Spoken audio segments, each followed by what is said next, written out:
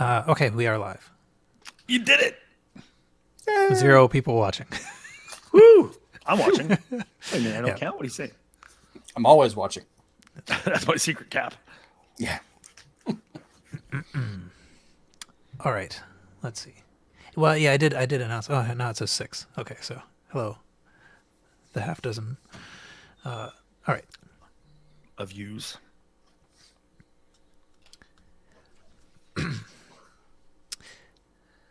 All right, I guess we can go.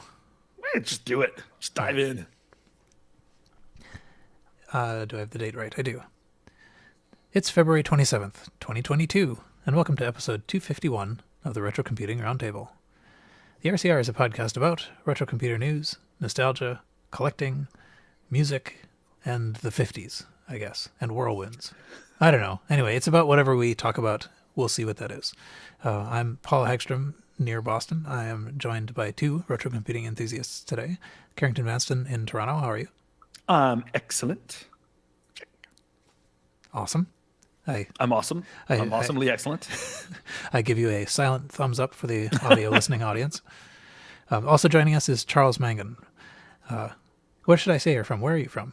I'm in Raleigh, North Carolina. Or you can just say parts unknown.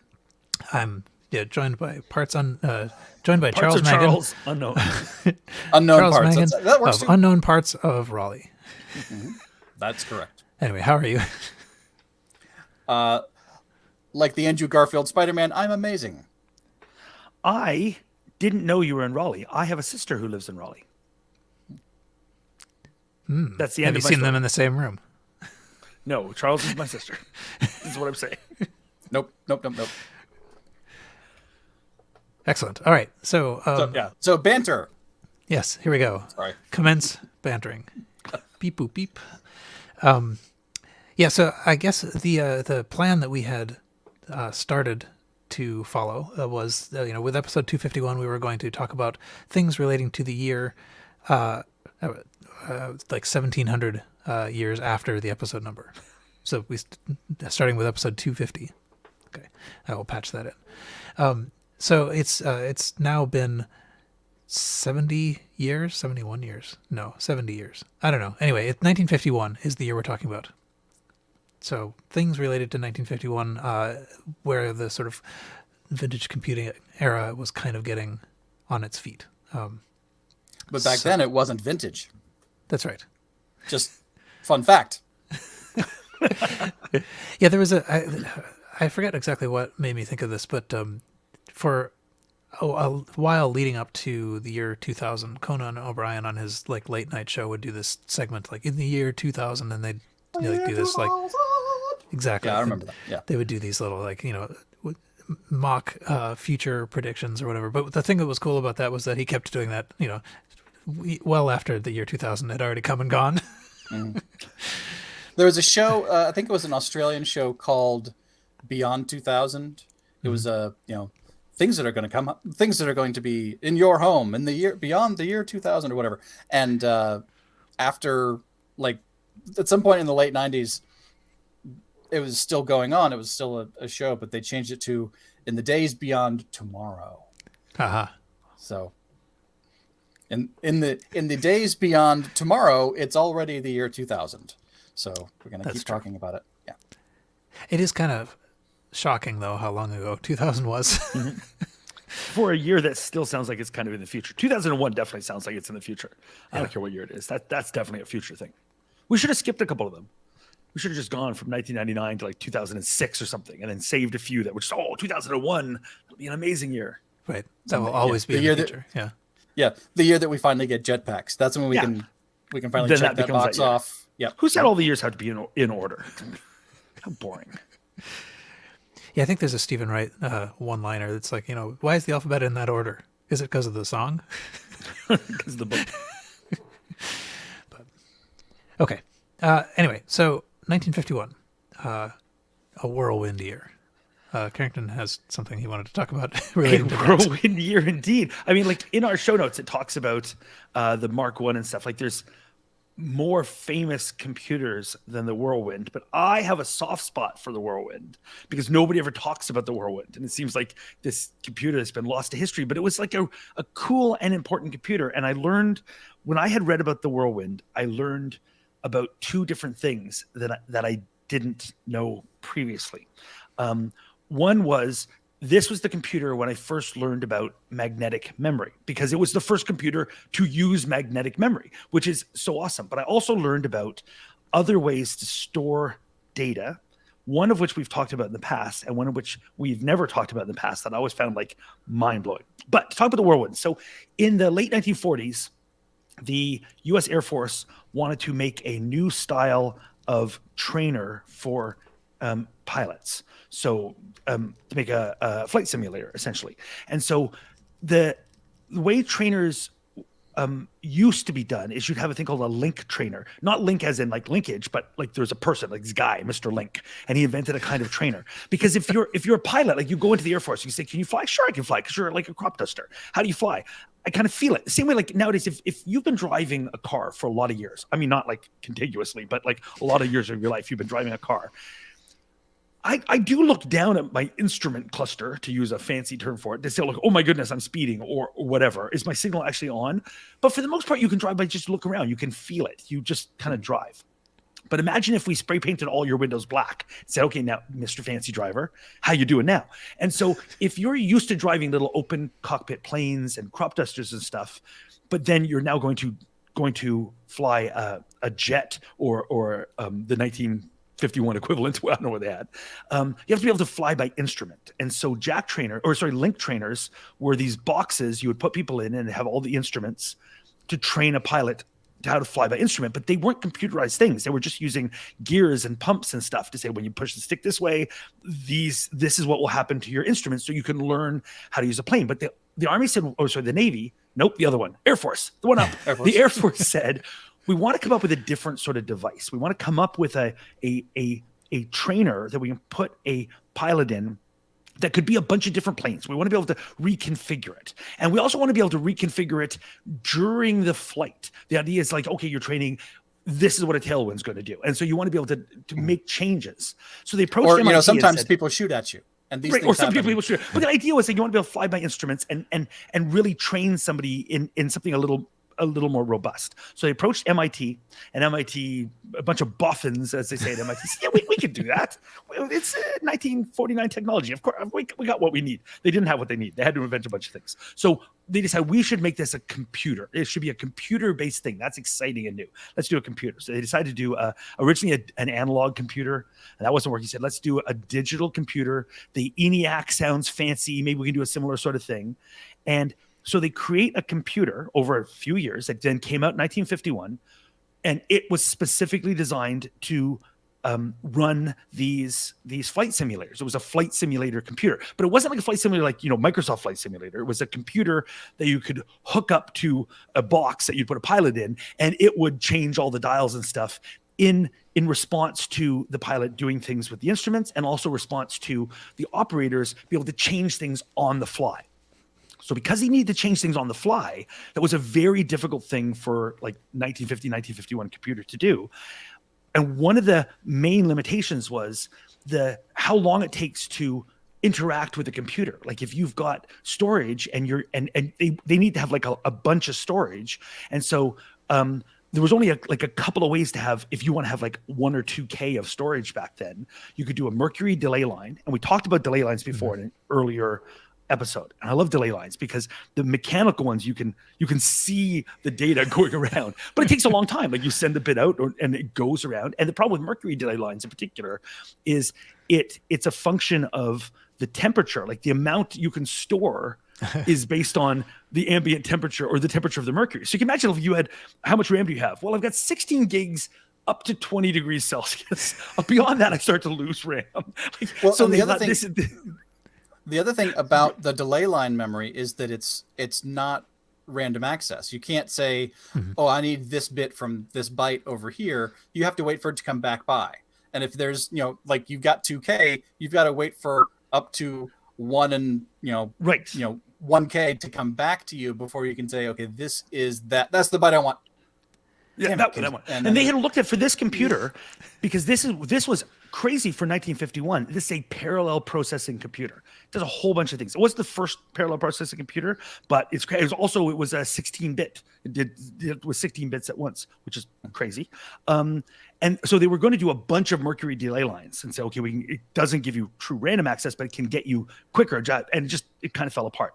But the other way they looked at storage, which was a thing I didn't know was a thing, was electrostatic storage. And I don't think we've ever talked about this before, which is using a cathode ray tube monitor as RAM. Did you guys know that was a thing? Like, I had never known that was a thing before. Only recently did I see a demonstration of it, and it's fascinating. It's like it's what you're saying. It's like it's a CRT, and it refreshes, and because the phosphors take a little while to delay after they get hit, it's still readable for a cycle or two after it's been refreshed. Crazy. Yeah, interesting. Like, and it's funny because the closest I've ever known about that sort of thing was like with some old computers, like from the era we normally talk about, have chunks of memory that are directly mapped to the monitor. Like the Apple II does that. You've got like, if I put a bit of info here, a dot appears there. And so I'm used to that kind of idea, which to me sounded always like this crazy idea. But Woz or people like a couple of decades older than us would have been aware of these other storage mediums. Said like, no, you can actually, a monitor can be storage, because like you hit it with, like you said, a cathode ray hits the beam, it makes it glow, and basically by adding electrons in there. And the way you clear a cathode ray, imagine if the beam goes down, you say, now I want it to be off. You just hit it with a higher voltage, which wipes it out. And it turns out when you do that, though, it releases those extra electrons, which you can read. So if you send a higher voltage out, you can tell which dots had been lit up and which dots hadn't. And that's how you know that's a 1 or that's a 0. But in doing so, you also erase the memory. So these memory systems have to have a gun that erases it, a thing that reads it, and another one that on a feedback loop that writes it back, because you're wiping it out every time you read memory. So that is actually a little bit like the Mercury delay, right? I mean, like so you have to keep refreshing it. Reading it and keep refreshing it. You're always writing it back in and hoping you don't lose power. And so just a really neat thing. So they looked at all these and said, none of these are going to work for what we need. We need to invent a new type of way to store things. And it was for this computer that magnetic memory was invented. So it's the people at MIT looking to find a new way of store things for this, read about a new form of magnet, this material that might be used that way, and then spent 2 years trying to come up with magnetic storage, magnetic memory for this computer. This is the reason we have magnet. I mean, it probably would have got invented anyway, but this is the computer, first one with it, and it was the reason it got invented. So I've always found it weird that this computer never gets mentioned. It's like such an interesting thing. It's also the very first computer that wasn't a computerized version of something mechanical. Before this, computers were always, we have a thing, like we're going to do a census. We do a thing already, and we want a faster version of that, or we want a better or more accurate version of that. This was a computer where they said, we want a different sort of flight simulator than exists. We want to do a thing that we couldn't do without it being computerized. And so this is the first one of those, where a computer was made to do a thing that is new, that is enabled by computers, not just faster because of computers. So that's super cool. I think part of the reason why you didn't hear much about it is that it wasn't a general purpose computer. It wasn't like a UNIVAC that you could just say, okay, now we're going to run census data into it, or now we're going to calculate logarithms with it by reprogramming it. It seems like a very good point. A very focused single purpose, obviously ahead of its time. If it's they're having to invent things that didn't exist in the late 40s. Was the memory in that? Was the magnetic memory in that the like the rope memory that was sort of woven little magnetic rings woven magnetic in a core? Yeah, exactly. It's exactly what you're talking about. It's the woven thing. It was 2K. It was a grid of I think 32 by 32 or whatever you need to make 2K of memory. Sorry, 2K of memory. 2 of those. Mm-hmm. In exactly what you think of as magnetic core memory. It was like they said, oh yeah, put those little circles as little X's woven in, and bingo, you got yourself memory. And so they said, here's a new way to store things. So that hadn't evolved much past that when we were sending people to the moon on Apollo missions with the same kind of memory. Mm-hmm. Yeah, exactly. So the rope memory is. So I love it. Stuck So around for 20 I've years. always had a soft spot for this computer because it's like these people said, oh, we want to do this thing and we want to make change. Let's invent like what we think of as a computer. Like there's so many things that it's hard to say. You start with like banging rocks together and you move to, we've got an iPhone in your pocket and somewhere on there is first computer. And like, it's so hard to argue what is the first of anything, but this is the first computer in a lot of ways. It's like the first thing that is like a computer, not just like a computerized version of something early. It's a thing. We're going to invent a thing to be a computer, to have RAM the way we think of it as, to be like, to be programmed. It's the first computer that wasn't programmed through some sort of batch processing method. All computers before this, you have your stack of cards, you put them in, the computer does a thing and spits out a problem. Or spits out an answer, not a problem. if I programmed it, then well, if it's a flight simulator, perhaps it spits out a crash. But this was a computer where you programmed the way we think of you program it. You give it a bunch of instructions and then it runs. They wanted to make it more like an engine, so it's going to just be running, and then you can adjust it on the fly. Haha! I bet they made that joke a lot. So like that's what I think of a computer. To me, like this is what a computer is. It isn't just a fancy calculator or something, or a quasi mechanical thing that takes a bunch of batch cards and says the answer is 7. This is something that says, okay, I'm now running a plane in flight, and you say, okay, now there's this tailwind, now there's this, or this isn't working, and it adjusts it on the fly between the operator and the pilot, and it just operates as a computer program. Like this is so clearly an actual computer without needing to equivocate about like what that term means. And no one ever talks about it, and so I think it's really cool. Way to go, MIT. Well, and it's a digital computer in the sense that we think of digital computers, and it would be recognizable in a way that some of the earliest digital computers were not. Like, it's a big row of vacuum tubes and valves and things, and mercury delay lines. Like, if you were to walk into a room that was a computer, a UNIVAC or whatever, it'd be hard pressed to like say, okay, that's the memory.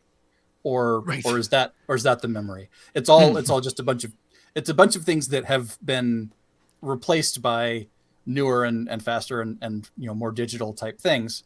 But if you were to look at at least for me, if I were to look at it and say, okay, there's a whole bunch of magnets in a row, and that's probably some kind of magnetic memory or magnetic storage, or was it if it was the kind of thing where it was being reconfigured on the fly by someone at a keyboard or at a terminal, something like that, it'd be much more recognizable than someone taking a big stack of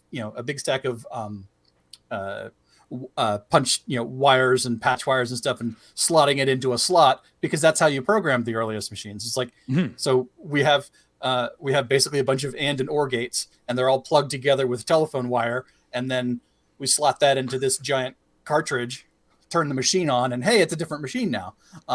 But yeah, the idea of being able to actually reconfigure it on the fly and let it actually just sort of run, it's like, well, that's like an operating system. Were there operating systems before that, or were they just programs that ran on hardware? And even this, is it an operating system? Like it just can do the one thing, but you can change it. Anyway, it's one of these things where I'm so fascinated by this computer, and it's amazing to me that somebody could say, let's invent that. Let's invent a new way to have memory. Let's invent this, like just to have this need and then just create this computerized thing. It's just amazing to me. Well, if you're a bunch of academics at MIT and the government comes and hands you a big check, right? Do you say, no, we can't invent that? Sure, we can. We got you. We got you. I would suppose that, like, if you were being trained on this thing, you could do better and worse, and like there's scales of sort of how you do, which makes me think maybe we could also call this like the first video game, first computer game.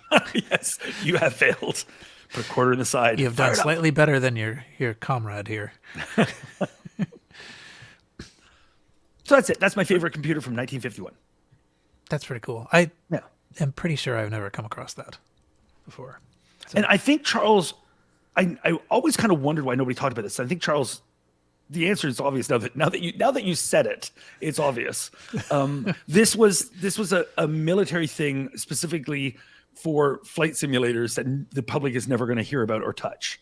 So you can see why this is not in the public consciousness the way a UNIVAC was, or the Mark I from 1950 or whatever, because you don't have a bunch of Remington Rand people walking around trying to sell it. True. And you were saying that you found that a bunch of the documents got declassified or something fairly recently. Yes, yeah. 2009. In searching for this, it was 2009. I'll find a link and stick it in the show notes. But there's just a few years ago, a bunch of things about this computer and its development got declassified and then given to MIT, who've now made it. Or at that time, I think 2009, made it available to the public. So they stuck on the site. So I'll find a link and stick it in our show notes. Yeah, unfortunately, we site, gave this stuff to the government, and they never gave it back for 50 years. Yeah. Yeah, there's a link from the MIT News site that goes to a library's page that is no longer active. So maybe the government changed their mind. Maybe I was talking a big game about finding a link. We'll see. Yeah. Only future listeners will know if I was successful. In the year 2000, we will learn. Were we already? I don't know if we were recording when we were talking about that, but anyway. The year 2000. At least I know I was recording, so. Okay. All right. Did you want to, Charles? Did you also want to talk about the computer music thing in this context? Yeah, I don't know what the context specifically is about computer generated music, other than the note that's in the show docs. But that reminded me of the artist, and her name is Laurie Spiegel. Mm-hmm. I will see if I can share my screen here with the podcasting audience. And let me see if I can there we go. So her name is Laurie Spiegel, and this is her website, which it looks very vintage, just in and of itself. But the reason that it brought her to mind was that she has a long-running history going back to working at Bell Labs and working on some early hardware, but also in conjunction with that, creating algorithmic music.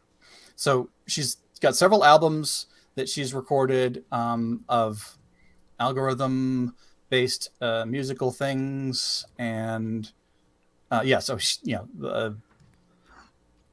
LPs and things. And you can download a lot of them, or you can buy them.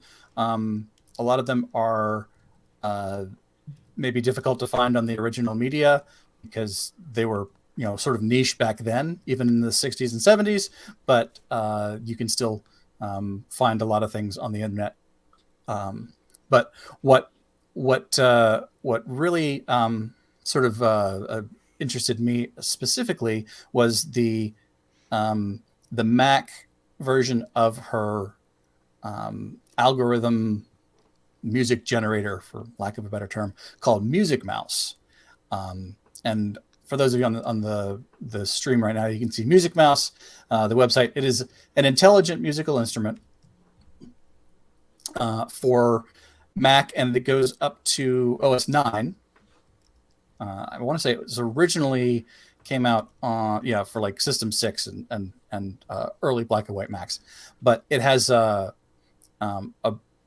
funky interface, comes out of or spits out music either live or recorded into files, but as MIDI, and it's still a thing that you can download if you have a vintage Mac. So I would definitely check that out. I have not had a chance yet to actually try creating anything. Otherwise, I might have a sample to play.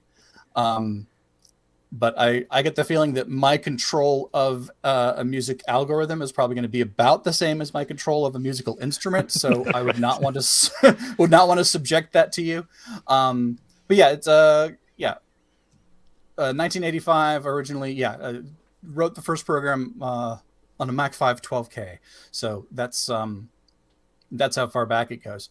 But there's a for the so there's also Amiga and Atari ST versions that you can request. So if you have it running on Atari, or if you have an Atari, you can run it on that. I mean, it's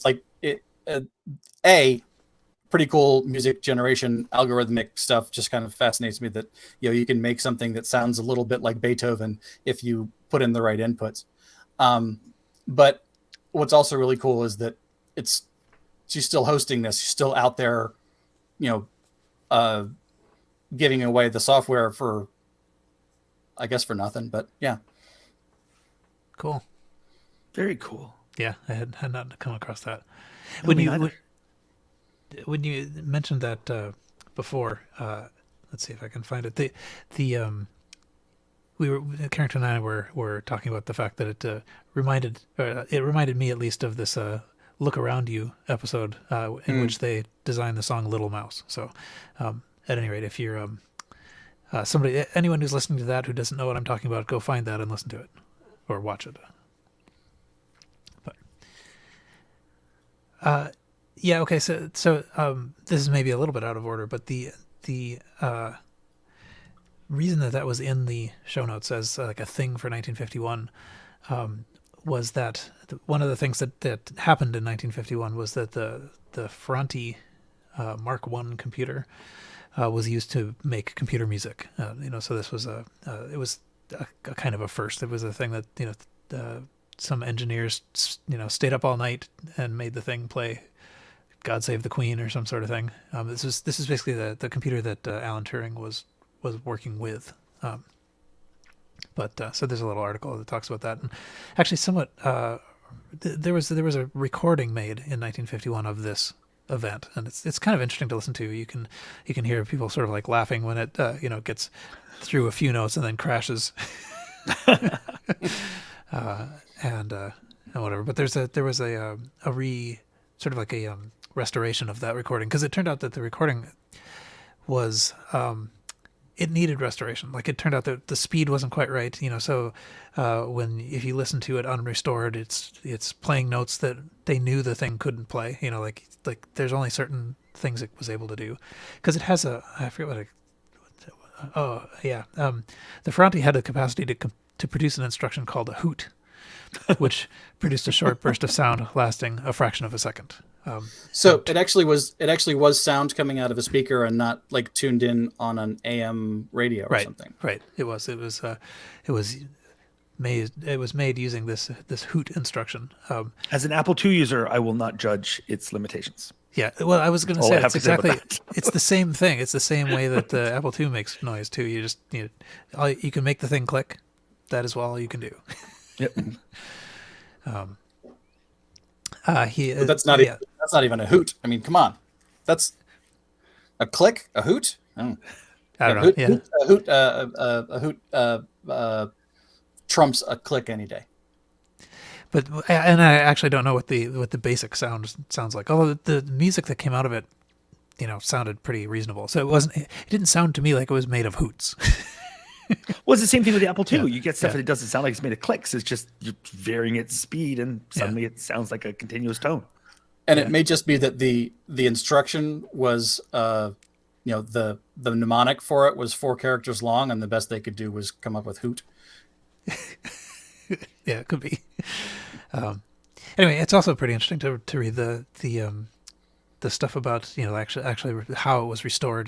Trying to figure out like what things it could do and matching that to the sounds that they got on the recording, because the recording speed varied, and so like to try to record that's fine for speech, but if what you're trying to do is record music, you don't want your speed varying as you record. Although maybe we're wrong. Maybe this whole thing was like a Mechanical Turk thing, and inside was just a person squeezing an owl. That's right. It's a big computer. There might be room inside of it for for several people with several owls. Of varying sizes, of course, to get the God Save the Queen to work out. It's an owl delay line. I think so. This just needs more owls. It's like, oh no, Project Lead has lost it. Yes. Yes. How does it go? I have a fever. The only prescription is more owls. Okay. Anyway, so I guess that is 1951 covered. That was it. That's all that happened. Yep. Done. I think So maybe I'll also talk a little bit about some of the feedback that came in. Have not organized all of the stuff that came in, but so Sean wrote in to point out that there is a full-length Commodore 64 training tape by Jim Butterfield that is available. It's actually a videotape, and is this Carrington? Is this somebody you know? I do know from watching this in Canada. Yeah, because he's a sort of like a Toronto person, Canadian. Right. I'm like, hold on, what presenter? Yeah, this would have been on TV Ontario. Yeah, and I'm not sure if this actual tape was there, but I mean, like, he's a personality that was also on, sort of Canadian TV in Toronto, but he's also pretty associated with Commodore and the Pet Users Group and stuff like that. Now that is a mustache. That is a full-length Commodore 64 mustache. That's right. But anyway, so it's 2 hours of Commodore goodness. I forgot if I said, but Sean wrote in to alert us to this and figured that Carrington, you would be the most receptive to this. Yep, totally. Now, was he a presenter on Canadian public TV back in the day? Yes, he would have been on Bits and Bytes, definitely, but wasn't one of the main people. What I'm saying is he's not Lupagoy, because nobody is. Right. There was a TV show called The Academy, which I think was the one that he was the computer guy, like the main person in the Academy. And so, but he would. I remember him being on Bits and Bytes as well. It says a resident expert on the TV Ontario educational series, The Academy. Oh, so see, I know what I'm talking about. This is my childhood. People, all of us in Ontario, if you're my age plus or minus 10 years, you would have grown up watching TV Ontario stuff. We all did. Computer things, but also tons of TV shows. We have this shared youth culture based around Canadian kids TV shows. Read all about it and stuff. And it's all wonderful things. Excellent. All right. So that's excellent. If you're looking for, 2 hours of Commodore training, here's where you can start. I am not. Okay. Garrett wrote, so last time we talked a little bit about Animal, because there are Animals, I think it's called, on the Apple II System Master Disk, which is basically it's a kind of a program that learns, so it's a 20 questions kind of thing where like you're thinking of an animal and the computer asks you a question and you say, yes, it is the thing you answer the question and it basically narrows down through binary choices, like what animal it is. Garrett wrote to talk about the history of Animal.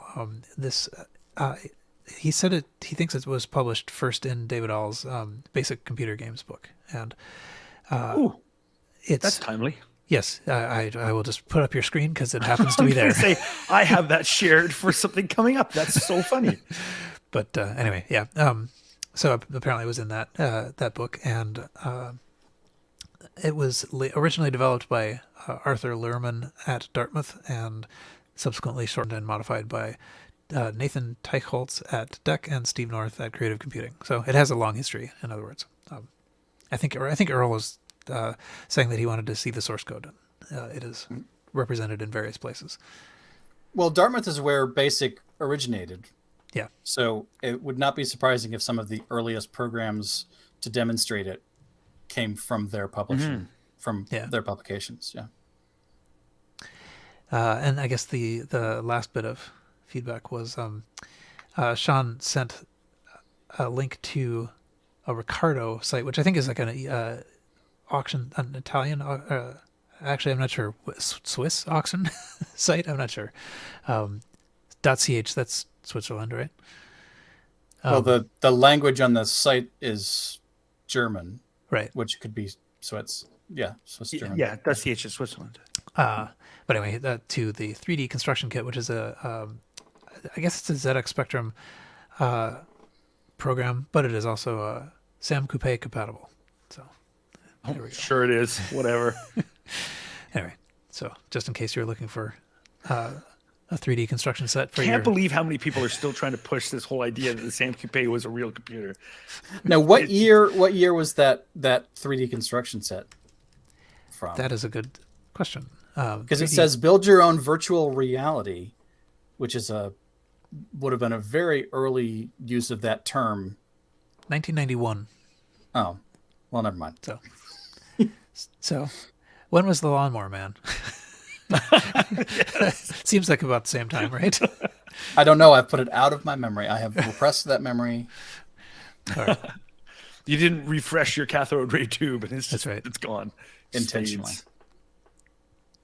Anyway, okay, that's enough of the feedback for now. But others have sent in feedback, and we will get to it in future episodes, I'm sure. But now I guess we can move to the items of interest, where Carrington wants to talk about the Basic Computer Games book. I don't know that if we you've just showed heard a of second this, ago. this book called Basic Computer Games. You may have heard of it a few minutes ago. So, very famous book. A lot of people listening to this podcast probably grew up, or at least if you didn't have the book, you would have known this sort of book. So, it's a book of type-in games for microcomputers. I had it. A lot of people had it. It's one of those things where if you're interested in early computers, this is how you would learn to do games and such. And one of the ideas behind BASIC and these books in particular was like training people how to program. Hey, you don't know how to program. Here's a language supposedly, or at least ostensibly, for learning to program. B stands for beginner. And here are some games and some things you could type in so you get to understand the concepts. Here's a way to become a programmer. And so some people, and I don't necessarily agree with any of this, but I'm kind of on the fence. Well, maybe. Like, I don't know. I used to think this was all true, and now I'm waffling. But you can't really do that nowadays. Like, how would you tell somebody, like, learn to program? Here's a basic guide. Like, what's that's not a thing anymore. But there's a very interesting, something interesting happening over on GitHub where interesting things happen. And a bunch of people have gotten together and they're recreating all the stuff from this book in a bunch of other languages. So if you want to learn Ruby or Python or Visual Basic or C or whatever, here are all these games redone in those languages. So for instance, like here's the list. We're looking at the GitHub repository right now. If you click on Animal, the third one. So here are you can see Animal in C#, Java, JavaScript, like all these languages. We'll learn it in Pascal, learn it in Perl. So it's like if you want to learn programming, you want to approach a new language or something. And so it says, well, maybe there is something to that. Maybe these sorts of programs, just to type in and then run, are a good gateway drug to programming. But people don't really have access to BASIC much anymore. So, but it's very easy to find access to something like Ruby or Perl or Python or PHP or whatever. And so people are just recreating all these programs in those languages. And I thought it was what a fascinating project. How interesting. So you might want to contribute because there's some of these have more of the languages completed than others. So just pick one of the games and, port it to the language of your choice and you can upload it to this. So you can join in the fun. I love it. I love everything about this. I think this is very cool. That's very it. Cool. Very nice. Yes. Yeah. I have a copy of that book. I don't think I had it back in the relevant day, but I really have not yet done anything more than sort of flip through it. But there were sort of similar books, at least, that I've got some experience with. And I think everybody would know books like this sort of thing, but this was one of the more famous ones. And I just love it. What a fantastic idea. So there's currently 160 contributors to it. It's catching some of the interest. It's becoming a zeitgeist, I tell you. It'll be awesome. So yeah, there's a similar, and it may be I'm not sure if it's hosted on GitHub or if it's on like a media wiki of its own, but it's basically a collection of Hello World in every computer language.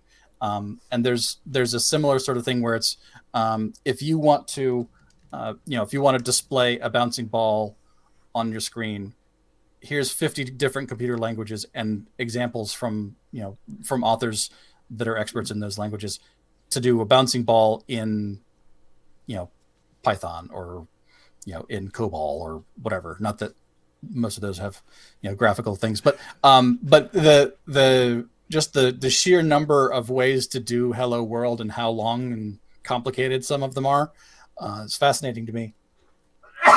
Excuse me. I'm trying to find the site now. Of course, I hear Paul clicking away. Did you find what I was looking? I did not. I was looking for a different thing. But okay, sorry. That's okay. I'll find it while we talk about other things. And I think you're next. No, are you? Well, I do have. There's actually a little bit a link that you didn't talk about, I think, in the music section. Did you? Yes, with the on that site from Laurie Spiegel is the one of the things that she was involved in was the Alpha Centauri music synthesizer on the Apple II, which is probably going to be relevant to more of our audience than some of the other stuff on the Mac, because Apple II. One so thing that's there's cool about that, just to mention, is that because you can't hear it necessarily, but Centauri is it's SYN as in like synthesizer, Alpha Centauri. Yes, it's a great audio pun. But the other thing that I wanted to add into the show notes, but I'm going to surprise you. I'm going to shock and amaze you by putting it into the show notes last minute, is the Million Perfect Letters game by 4am. Have you guys talked about that on the show before? I don't think we have done that. No. It's and now there's another game too. Yes, he's been crafting a number of word and letter-based games. I think partly as an excuse to design more screen fonts for the Apple II. Mm-hmm. But it's hosted on archive.org, or you can follow the development on Twitter. His handle is A2_4am. But the the game is. There are similar games whose names are escaping me now, but it's it's a field of letters where you sort of slide the vertical the columns up and down until horizontally the letters form a word, and then once you've used up all the letters in the columns, then you've finished that level, and then continually gets harder and harder. So like a 3x3 you can do really quickly, but some of the demos and things go up to like 7 letters, and 7 words by 7 letters is it takes you quite some time. But yeah, it's a fascinating fun little game that you can kind of lose yourself in for a long period of time. I know I have, and I helped do some of the early game testing, play testing. But my contribution to it mainly was finding all the bad words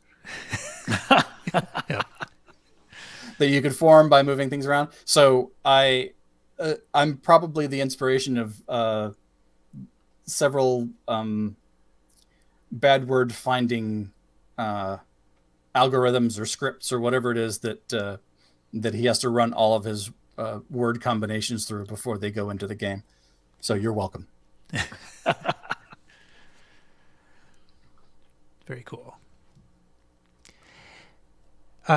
Okay, let's see. So I guess I have. Well, okay. I'm gonna skip to the second thing I have in my notes, actually, because it's so well named.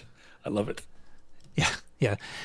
Okay, so the thing I am going to talk about is it's Deathlord Reloaded. I actually also have the you've got the original Deathlord. Nice game here too. But anyway, so what Deathlord is a actually, when is it from? Does it say? Probably 1987, something like that. But anyway, it's a game that I think was on the Commodore 64 and Apple II. It was kind of Ultima inspired. It has sort of an Ultima feel to it. So you're walking around a little, like a little tile map, and you're interacting with people and stuff like that. And so what the project is that I'm linking to here is basically it's taken Deathlord, which part of the concept here is that Deathlord kind of people missed it somehow. Like it's better than it has gotten credit for in a sense. And there was a couple of reasons for that were given here. One of them had to do with sort of like last second changes to make it kind of like Japanese localized in a way that wound up making it very confusing, because a lot of the character classes wound up being in Japanese, which wound up like not actually being very useful. Like you have to know what the Japanese word is for assassin in order to understand that you have made your character an assassin or a thief. Wait, what do I do for a living? Oh no! But anyway, that and I think there was just a timing thing, and there's a couple of bugs that got in there. But anyway, so what this project is basically taking that game, which the author, let's see, actually I don't know what the person's name is. Rickles is what I see it listed as, and so on itch.io there is a way that you can download it. It's a Windows 10 program, but what it is basically an emulator that latches on to the actual Deathlord program and provides like a modern skin for it. So what's weird about this is that it is not rewritten. It is running the actual Deathlord program from 1980 whatever. But it is projecting, sort of looking into the memory and seeing what things are and projecting out like much better rendered graphics and bigger screens and all that stuff. So it's so it really is, it looks like a modern game, but all the brains and all the interactions and all the non-player characters and stuff are being driven by 6502 code, written in the 80s. That is really cool. Yeah. That is cool. There's lots of games that I would love to see that done to. Did you ever play Deathlord, Charles? I never did. I never played any of the Ultima games for more than a few sessions. It didn't really... they didn't really grab me the way the, say, Bard's Tale did. Mm-hmm. Similar concept in that it's an RPG, but I think the depth of what you could do in the in the dungeons versus in the sort of overworld map and everything kind of threw me, and I was like, I'll stick to text adventures and then a few of the graphical RPGs. I never even heard of Deathlord when I was a kid. I missed it when it came out. It completely passed me by. I never even heard about it. Later on, I did hear about it, but it didn't appeal to me because for some reason, I either read or completely misunderstood. I thought it was a game more like a real-time strategy game where you were controlling huge armies of people or something. And I'm just not interested in that kind of game. So who knew? Maybe I would actually like this. I think I might actually like this. Yeah. I have not tried it. It does require Windows 10, and that stopped me from I'd probably getting just play very the far. original one. I'd play the Apple II version. Yeah. Well, actually, and one thing you can do in here is if you want to, you can, turn off the modern thing and just like look at the Apple II version of what you're doing at that moment, and then you can sort of switch back and forth. It'd be more fun to not know if I'm an assassin. Maybe I'm a farmer. Who knows what I am? Let's just see. Let's go into this dungeon and see what happens. Yeah. I'm gonna fork this project and make a version called "Am I an Assassin?" And you don't know until you try to kill somebody. It goes, "No, you instead farm a crop." It's like, what is it, Werewolf? The game is like, are you the werewolf? Are you the assassin? Oh, you're the assassin. You're the assassin. I'm the assassin. We're all gonna close our eyes, and if you are an assassin, I want you to put your hand up. Maybe that relates also to this. There's another electronic arts game I have called something like how to host a murder party or something. Right. Also similar. In that one, you are the assassin. Someone is, at least. Anyway, okay, so I thought this was cool. It's true. Anyway, yeah, so it's a very cool choice of name, Deathlord Reloaded. Yeah. But That's great. it's also just an interesting concept. It's like, what a fascinating approach. I can't remember another project that took that approach. Yeah. That's great.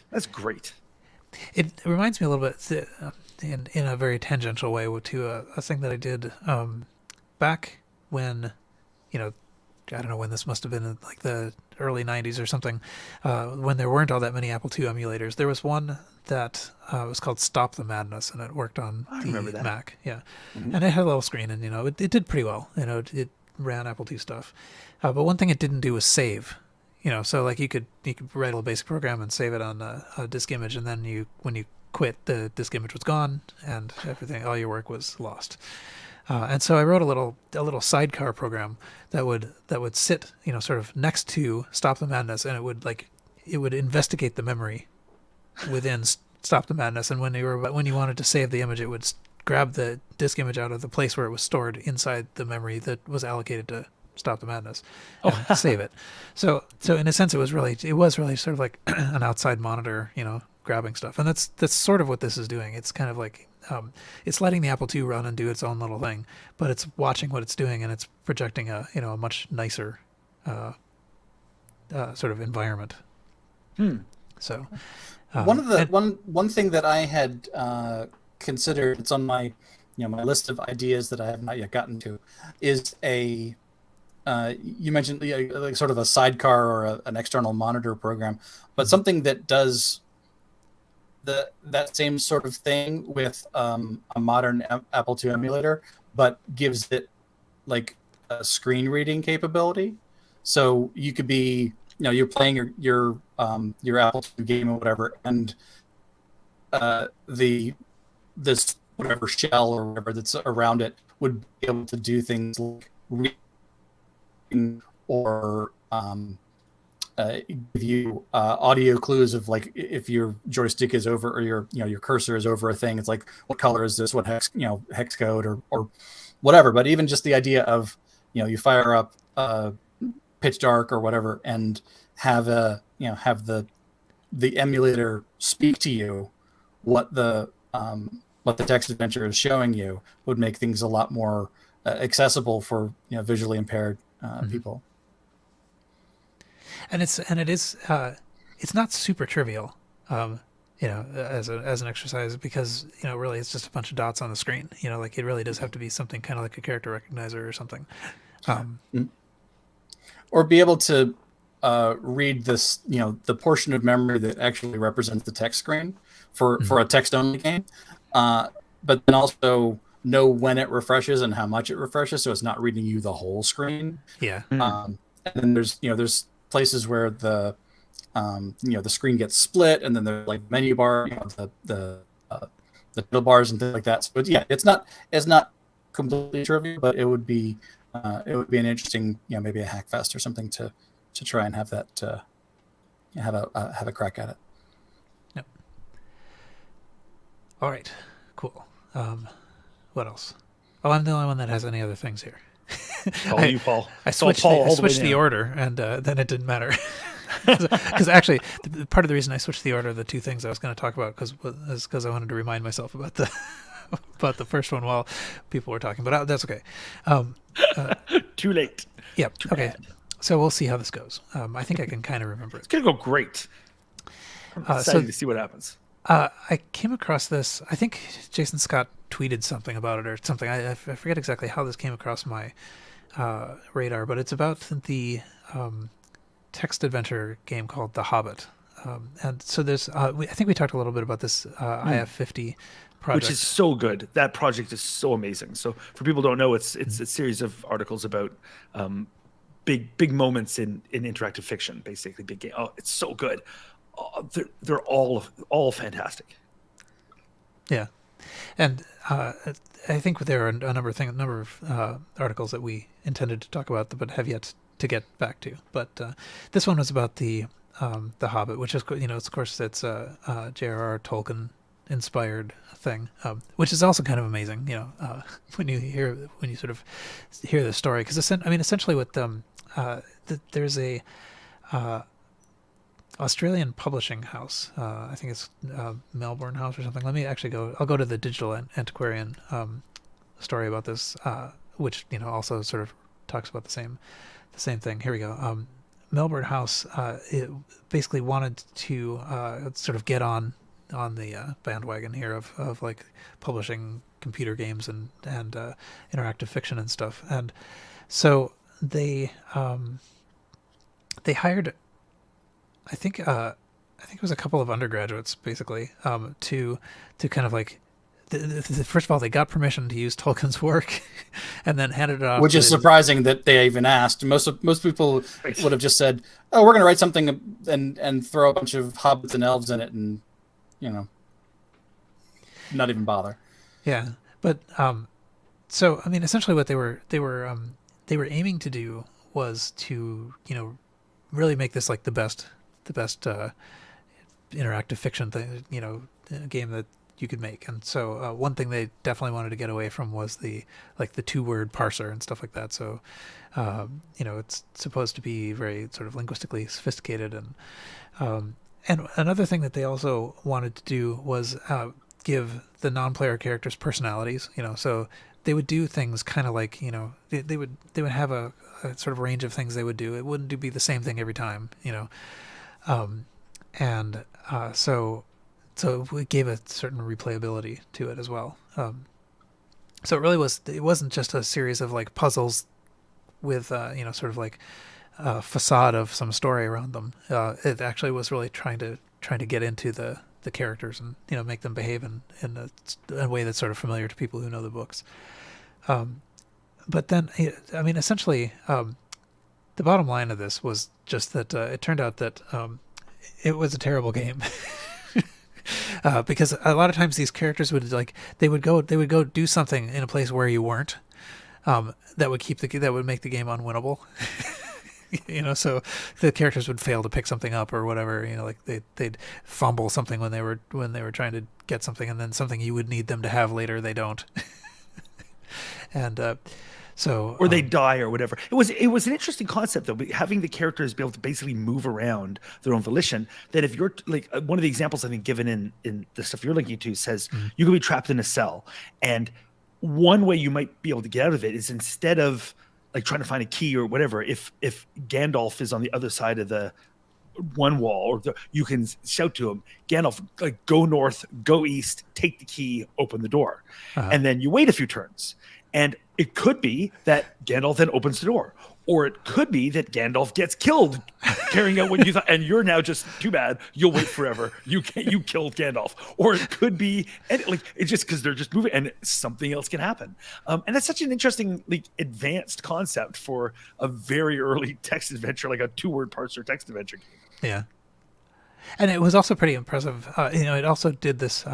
This thing, you can on the screen. I'm sort of showing a picture of it, but it's doing this sort of algorithmic drawing of pictures and stuff so that you can fit, because this had to fit on a cassette tape, so they had to be able to render all these rooms and the graphics for them in not very many bytes, and so the best way to compress that is basically to not compress the image, but just compress the instructions that it used to draw the image. So draw a line from here to here rather than remembering the pixels.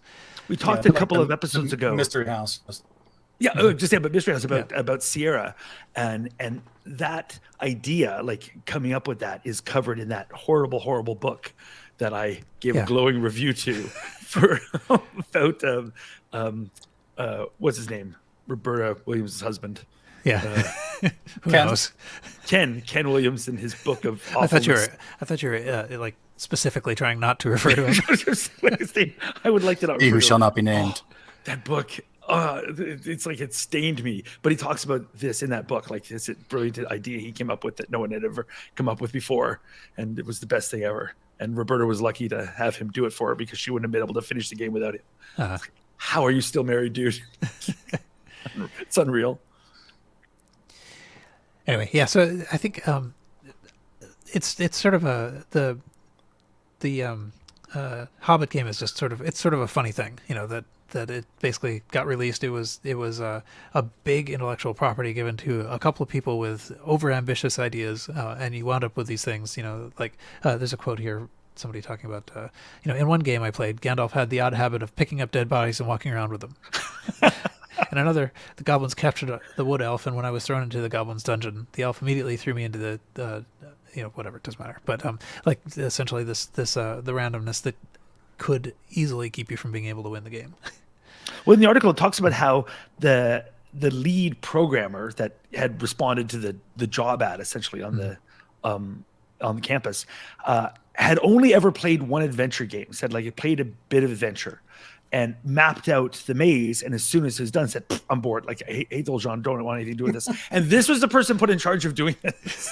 And it's like, adventure games are boring. It would be so awful to have a static map and just puzzles. Who would want that? I'm going to make this exciting, dynamic thing. But I think it was a fundamental misunderstanding of what people want from these games when you have somebody making one who hates the genre.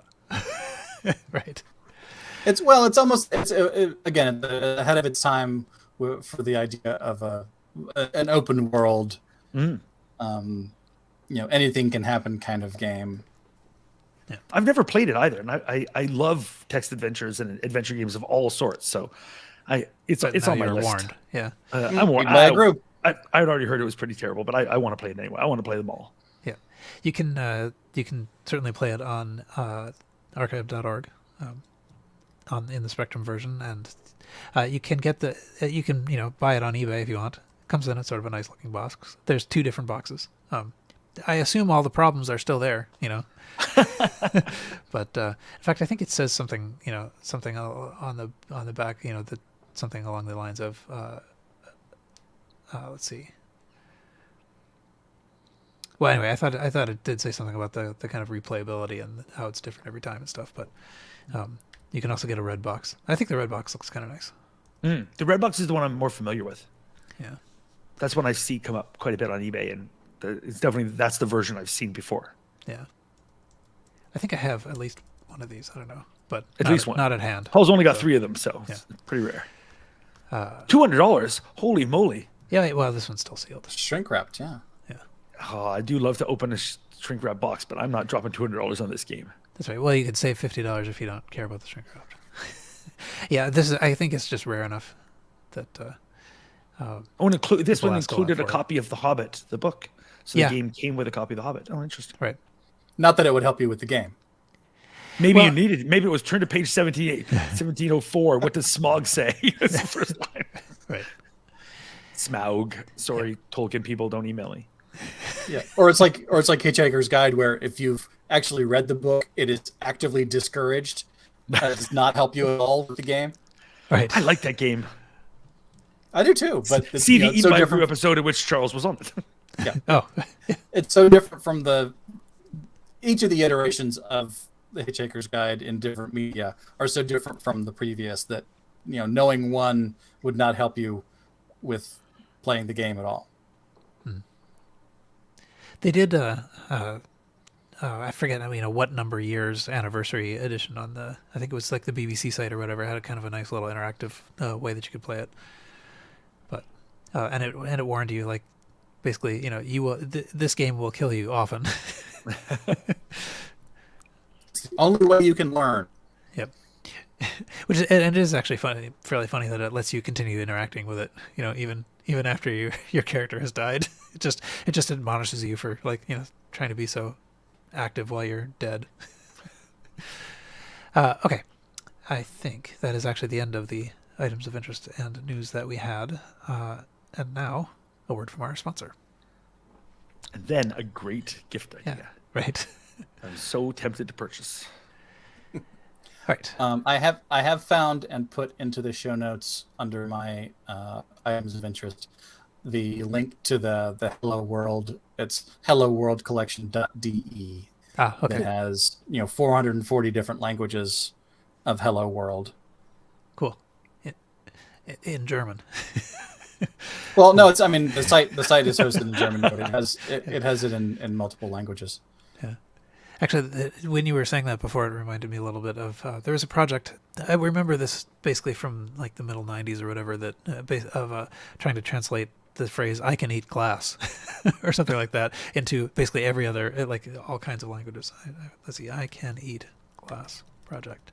Oh, and I can eat glass and it doesn't hurt me. That's the whole phrase. Oh, Herman the Comic. Where does that come from? I have no idea I what can it comes glass. from, but essentially this is like the project is to translate this into all kinds of different languages. So let's see here. I can ancient share. languages before they had glass, which is a tricky proposition. Okay, so then Armenian, Austrian, Indonesian. It's handy, I guess. Okay, let's see. Well, it'd be fun. It's a funny approach. Instead of carrying a language dictionary that shows you, say, from English to French, you carry one book with one phrase for every language. This is my how to eat language. No matter where you are, this book will get you into a restaurant or whatever. But that's all it will do. All right, this is the book about, like, how do I get to the repair shop? And you have to get different books to understand what they tell you. How to get back. Which book is the one that that you're trying to say here. But it's so much more convenient because you don't need to get another one for a different language. That's right. I think we're onto something here. Anyway, Herb like in the you've comments was saying your total replay cabinet is awesome, and Herb is correct. Oh, yeah.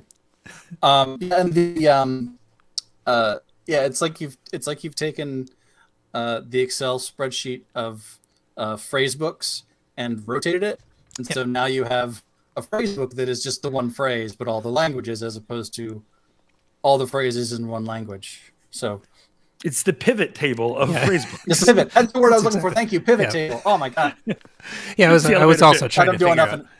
I don't do enough in Excel to know what it's like. What's the word that I'm looking for? Yeah, thank you. And we're back. Okay, so the host's retrocomputing gift idea this time is it's on Etsy, and it is a little set of really quite nice little wooden coasters that are in the shape of 3.5-inch discs. So you can get them in various different colors: gunstock gray, espresso, dark walnut, barn red, teal. You can get a full set. You can actually also get personalized text written on them if you want. So, anyway, I think that's pretty cool. But actually, the real thing that I think is cool about this is that you can pair that with, from the same seller, a little disc box to hold them in. So it's sort of in the shape of a little fly. On the back, it actually has like a little serial and power things stenciled onto it, but it looks like a little disk drive that you can put these coasters into. It's delightful. I love it. That is amazing. Yeah, that's amazing. Yeah, so it's the storage box. Like, instead of just having the stack of coasters out, having that little box and be able to say, "Oh, you're my coasters." It's great. It has a little eject button on the front, which doesn't actually work. You can actually eject coasters, disappointing. Unfortunately. But it's still pretty cool. I like it. Do the little metal slidey bits actually slide, or are they just static? I think they're actually just the color wood. I think they're just I don't think they're actually metal.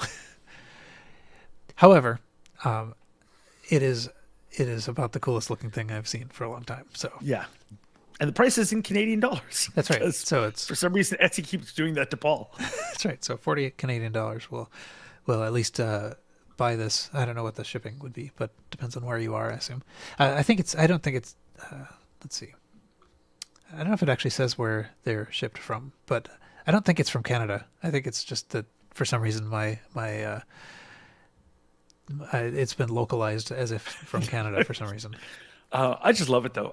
What a great set of coasters. A big fan of this choice. Also, I see in the reviews from somewhere, I think it might be from the same seller, there's an asteroids clock. So if you're looking for other things, I also like that. I think I want to be friends with this person. I wonder if I should get my bag and go over there. This is there's lots of cool stuff here. Photos from reviews. Yeah, so it's quite possible that this little I don't know what it is, mainframe computer desk organizer that can hold your pencils, and it looks like a PDP or something. Delightful. And the asteroids clock. Yeah. Anyway, so but the main recommendation is the coasters with the highly recommended. They look great. Thing. I'm super tempted myself. Yeah. Yeah, I suppose there's nothing that prevents us as hosts from getting these. All right. Anyway, so now we can move on. Herb in the comments is asking where I store my bags. I just hold them. I'm a minimalist. I just stand in the corner holding my bag, hoping people come by and be my friends. You don't have a bag of holding for holding your bags? I do not. The reality is I have like 4 coat hangers, one of which is my bags are on it. One's for coat, one's for bags, and 2 for friends. See, I'm ready. When those bags work, my friends can come over and they can hang up their coats. Or they can just hang on the coat hangers. That's right. You can hang your friends on the coat hooks. Something about picking your friends and and hanging them. Yeah. So, Paul, do you see the thing that I'm sharing? I do. I think I do. Yes. So that was a suggestion that I had for a retro computing gift idea. Fortunately, it's a one-off, so someone just made one. But I think if we ask around, if we share widely enough, there will be someone that can make this. What? I just got what this product. is. Yeah. So for those who are only listening and not actually watching this happening on the stream, it is it's basically like a humidifier, right? It's like a mister for the air. It's like a that's an air freshener. So you can imagine out of the top of it, you see a mist of what looks like smoke. That's important. It's a cylinder, cylinder yes. shape. And I think somebody, so from what I understood about the history of this thing, someone had made something like this that was shaped like a cup noodles thing.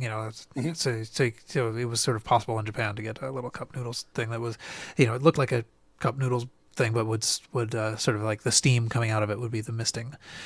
And so this person made a very similar, saw that this was sort of a similar shape to I guess a capacitor. Yeah, an electrolytic capacitor. Like a cap blowing its top, putting out the smell, releasing the magic smoke. Yeah. Hilarious. It looks very funny. And based on the scale, it doesn't have a banana, but the bottles and such in the background of the video that's looping, it looks like it's about maybe 8 or 10 inches tall. It's a giant capacitor. Like I want one. If there's an Etsy store or someone who is looking for projects to sell to electronics enthusiasts, take notes and then take my money. Yeah, I think right. I think the person who did this, this was pretty widely shared. I think maybe EEV blog retweeted this or something. I'm just going to let the car accelerate in the background there. I think EEV blog retweeted this, or somebody who had a lot of followers. So this got a fair amount of play. But I think the somewhere I did find the initial, the person who actually made it. And there's a sort of a follow up video and pictures of sort of like the construction of this thing and stuff. So. Okay. Yeah, I have the tweet open. I thought it was the guy who made it. Yeah, I think it is. If you go to that person's regular timeline, you'll see some other stuff about it. By now it's probably a couple weeks old, but anyway, yeah. Of course, I can't read any idea. of the. I can't read any of the actual tweets because it's all Japanese. So someone will have to translate that for me. I wouldn't trust Google. Read it either. I wouldn't trust Google to do it. So he's got a bunch of electronics projects and various things here. So pretty cool. Yeah. So that if that were ever made into something that someone could get many of, then that will definitely be a gift idea for several future episodes. Okay. Anyway, so now that we're done with all of the gifting, we can move on to the hard capitalism of eBay. And Carrington, I guess you have the first things in this category. Is it really that hard? It's very, very difficult. So my first item I thought was interesting and topical because we're talking about these 1950s computers. This is a Remington Rand Univac Industrial Computers vintage sales advertising book. The title calls it a salesman's advertising book. And I thought, it's, from the period, it's all sexist. And no, the book doesn't say that. That's just the wording from the lister. I'm like, come on, man. Like, really? But whatever. But this is really cool. So if you were walking around trying to sell a Univac computer at the time, this is the brochure you would have and you would be handing out. How neat is that? So it's all about the Univac and what it can do and why it's awesome. Look at that magnetic media or magnetic memory. We all know where that really came from. So this is it's so interesting. Like, this is a period brochure for selling a Univac. How cool. Less cool is it's $625. So that's a very expensive brochure. It's buy it now. You make an offer. I offer $5. But I thought it was really neat. So is it worth buying? Is it worth just looking at? Certainly worth looking at. Nice big photos. You can easily read what it says. So I recommend looking at the listing, but not necessarily pulling the trigger. But I thought it was cool. So if you ever dreamed of being a big iron salesperson, this is the brochure for you. Like Or Iron even Man. just a small iron salesperson. Right. Or a small big iron salesperson or whatever. Yes. There are no small Some combination. parts, just small actors. Yes. There are no small computers. Yeah. So do you know if the brochure itself has been scanned? I mean, the No photos are idea. pretty high resolution. Yeah, But no idea. But I'm not willing to pull the trigger on that to scan it. So Yeah. And people might recognize the style of that from our the photo that was used as sort of like the background for this podcast was stolen directly from a you're trying to divide by zero UNIVAC ad. But I mean that brochure looks very much like this. yep. For good reason. So that's my first choice. Don't actually recommend buying it, but I do recommend looking at it because I found it very, very fascinating. Second choice is a thing called CodeWriter. I've seen this a few times, and I was never sure what it was, and I finally looked into it. And I'm really just picking it because I finally know what the heck the thing is. So it's the Plain English Program Design System, and I always wondered what that meant. And it is we talked about before with the 100 basic games, the idea that like, hey, you're not a programmer, but you want to become one or whatever. So this is in the realm of those things. This was something where you could create a program for your microcomputer, but not need to be a programmer. It creates the basic code for you. You design your layout. It's mostly for doing things like that would be database run or form processing. So you draw it out, you design your layout and say if something's put in here, then multiply it by the number that's put out there. And then you can create your little front end system with a little database running it. And it spits out the basic code to actually do that. And you design it all in plain English. So you'll say just multiply the field from whatever by the field for, as you just type in English and it creates basic code. And I found that interesting. Like I've always been very fascinated by these ideas that people make to say, okay, you're not a programmer, we'll make it regular English. And almost always that's a terrible idea, because if you're not a programmer, you're not going to have the logic to do it anyway. And I find those things often more difficult. I remember working in not AppleSoft, what's the scripting language? AppleScript. And all the time going, okay, what is the preposition you want me to use? And it's so much easier if I could just write this in a coding language. So I struggle with plain English text things. But I find this, so this is $29. It had been listed previously for $39. This is a relisting. It's only got 2 hours and 7 minutes left as of this recording. So it means it'll probably be gone by the time you listen to the show. But if it gets relisted again, maybe it'll be $19. So it keeps getting cheaper. Unfortunately for me, $82 international shipping. So watch the shipping cost when you look at it, if you're not near this thing, because it's in where? It's in Louisiana? No, Colorado. Come on, $82 must be driving it to me. In plain English, I say no. But I'm fascinated by these sorts of things. So this is CodeWriter. The reason I'm picking that is I read about it to figure out what is this thing, and that's how I learned about Adventure Writer and the ELF system and such. And so I'm also going to have a link I was in the actually show just notes. I didn't know that you were going to do that, because I was like... I want to talk about Adventure Writer. Cool. Exactly. So CodeWriter, the company, also published Adventure Writer, which I think was actually by somebody else, and CodeWriter is just a publisher in certain countries for it or what have you. And so Adventure Writer was a similar sort of thing where it's like, hey, you're going to create adventure games, but the idea was it's, I guess, database driven. So you create a database, and that database then spits out a 2-word parser adventure game. Is that right, Paul? Like that's kind of what I was getting from this article.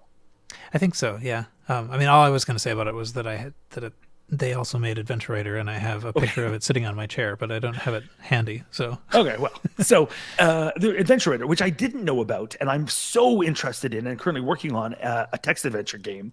So I'm fascinated in all these systems, and Adventure Writer was published as a system, and also then they published games. You would get these ready to play games, and there'd be like 2 or 3 games in the package that were created with the Adventure Writer system. I don't know if you create a game in Adventure Writer, if you can publish it as a standalone thing, or somebody has to own Adventure Writer to run. I don't know if it compiles or not, but I'm interested in Adventure Writer. But looking up and reading about Adventure Writer then led me to the Quill, which is like another version of that from the same people, but I think the better version or something, or a later version. But that led me to Gillsoft. Gillsoft, the Welsh Wizards of Adventure. Now, I am very interested in everything by Gillsoft now, because they're the Welsh Wizards of Adventure. I was unaware of Gillsoft, but they were the publishers, or maybe even creators, of Adventure Writer for the Spectrum and the Commodore 64. And And I think it's Gilsoft who made it, and then it was published by CodeWriter. I think that's the way they went. Anyway, the fact that Gilsoft is the Welsh Wizards of Adventure makes me now their new biggest fan. I do want to get a Welsh Wizards of Adventure bag to make Welsh friends. And I'm fascinated now, and I'm going to be doing a deep dive into Gilsoft and Adventure Writer and all of this, because all this is new to me, and I'm fascinated. But the Welsh Wizards of Adventure? Come on. That's great. I wonder if they're still in South Glamorgan. Barry, South Glamorgan. Wizards of Adventure. No. Right. Yeah. So I'm fascinated by all of this. Yep. And all of this is to say you can currently buy CodeWriter for $29 on eBay. And it just led me down this rabbit hole reading about Adventure Writer, which led me reading about the Quill, which led me to Skillsoft. And I learned that they were the Welsh Wizards of Adventure, and my life is now better for it. Yeah, the comment that about AppleScript is it's designed to be a human readable programming language. Unfortunately, it's not very human writable. Right. So the that's been around for a long time. The idea of I want to write as if I were just telling the computer what to do, or like you would like these days you would say, hey, insert name brand voice activated thing here so that it doesn't actually activate. Do this thing for me, and it just would do it. So it understands the context of what you're saying. So the idea of writing, there's a wizard, and if you attack him, he has this many hit points, and this, will cast these spells at you, and then suddenly, you have a parser that's generated for you specific to your every whim. I think that's great. I think well, that's what Inform 7 version Inform. That's what it is. It's in Inform 6, which I've been coding in Puny Inform, which is a subset of Inform 6, is more like a language, a computer programming language. Whereas Inform 7 is very English readable. That's the difference with it. Yeah. And that's kind of where I was thinking, was like, is the language that you're writing in, and now is the interpreter for the language that you're writing your commands in smart enough to understand what you're writing, so that eventually the parser that you are playing the game in is therefore intelligent enough to understand what you're writing in the parser. It's like it's parsers all the way down. It's like a parser inception in text adventure form. But yeah, I'd love to see what Gilsoft, the Welsh Wizards of Adventure, what language, what the Quill language actually looks like.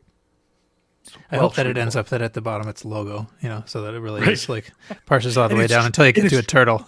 It's drawing the letters, pen down, make the shape of a G, and it's remarkably slow but very cool. I'm just afraid of it being based on Welsh. It's going to be all consonants. Yes. Yeah, several of them L's twice. Cool. That's what I got. Yeah. Yeah, somewhere there's a 4 a.m. crack of Adventure Writer, I think, that one can try it in, and if I can ever figure out which box I put that in after I took a photo of it on my chair, I can maybe try it out myself too. But